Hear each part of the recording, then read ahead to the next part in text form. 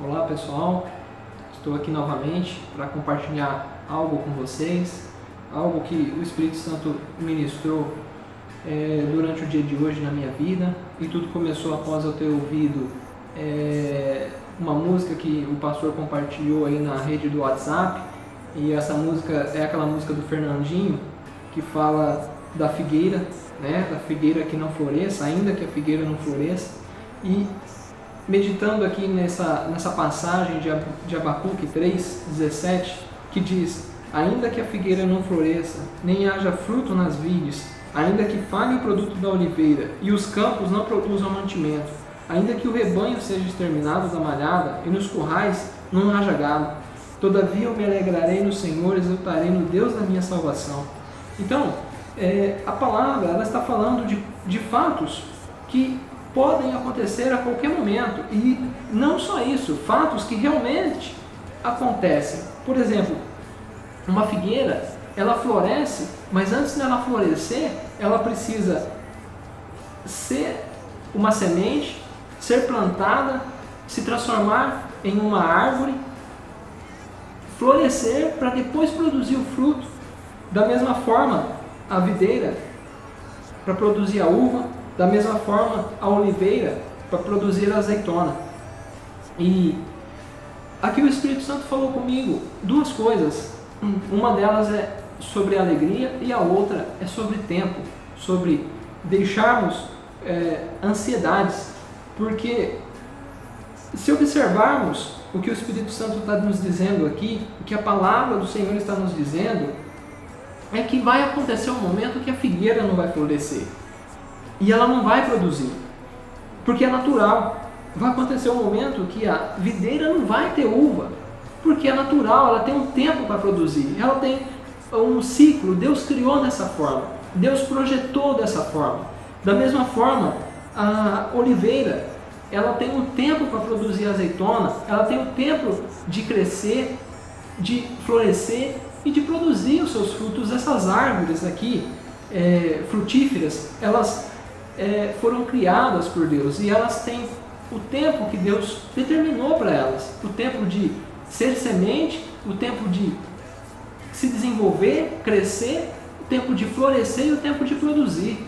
Então isso é fato, Deus criou dessa forma.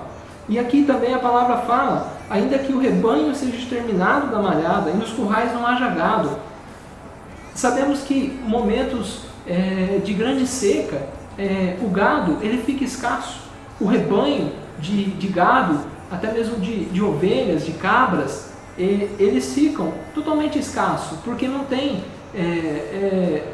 clima sustentável, clima que os animais tenham condições de se adaptar. Então, em determinadas regiões, inclusive do Brasil, não há produção animal por causa do clima. O clima não permite, e Deus criou dessa forma. Deus projetou o mundo dessa forma. E então a palavra está nos falando de fatos que irão acontecer, que podem acontecer, né, a qualquer momento, e fatos projetados pelo próprio Deus. E aqui o Espírito Santo ministrou na minha vida sobre o tempo. Existe o tempo de Deus para crescer, para florescer e para produzir alguma coisa.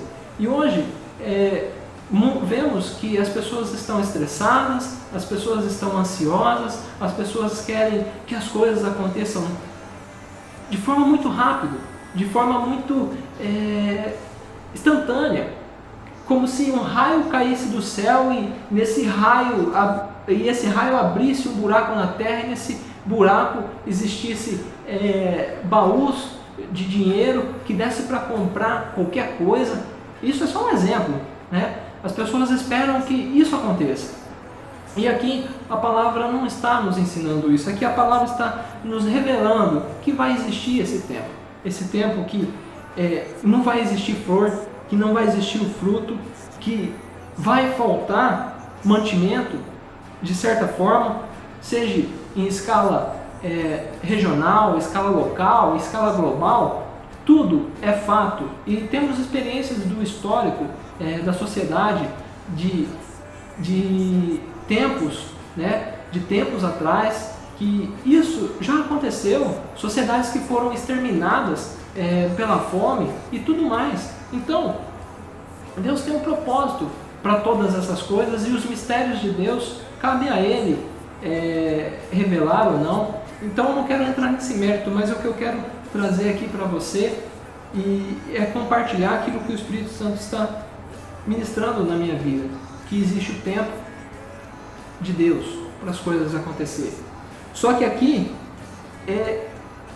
a palavra continua dizendo a respeito de, nesse tempo, neste momento, o momento de dificuldade, se alegrar. Aqui a palavra diz no versículo 18: eu me alegrarei no Senhor, exultarei no Deus da minha salvação. Ou seja, exultar, a palavra exultar, ela significa regozijar-se, alegrar-se muito, rejubilar-se, é ter grande contentamento. Então, temos aqui um grande desafio, e todos temos ciência que nos momentos de dificuldades, nos momentos de aperto, nos momentos que existe escassez financeira, nos momentos que a economia ela fica instável, é difícil as pessoas se alegrarem. Mas aqui a palavra está nos falando de se alegrar no Deus da nossa salvação, porque esse Deus, Ele promete algo aqui. Porque no versículo 19 diz: o Senhor Deus é a minha força, Ele fará os meus pés como os da corça e me fará andar sobre lugares altos. Ou seja, neste momento, se você se posicionar, se eu e você nos posicionarmos e trazermos essa alegria à tona, a alegria do Senhor, e estarmos exultantes no Deus da nossa salvação, isso vai acontecer. Ele nos dará força e Ele nos fará andar sobre lugares altos, lugares que nem mesmo imaginamos, nem mesmo pensamos, nem mesmo temos planejado. Deus, Ele atua de forma misteriosa, Deus, Ele atua das formas mais imprevisíveis possíveis, porque Deus, Ele é totalmente criativo, Ele é o Criador de todas as coisas, e temos que ter reconhecimento, temos que reconhecer esses princípios que Deus traz na sua palavra. Isso é um princípio de Deus. Deus, Ele nos ensina com essa palavra que vai existir um momento difícil, vai existir a dificuldade, mas aqui é o momento que você tem que se alegrar, que eu tenho que me alegrar e confiar, porque Ele é o Deus da nossa salvação e não há outro que vai nos salvar senão Ele. Senão Ele. Então, pessoal, fica aí com vocês essa palavra e eu espero que o Espírito Santo ministre na vida de vocês muito mais do que tem ministrado na minha vida. Esse é o meu desejo. Um abraço, valeu!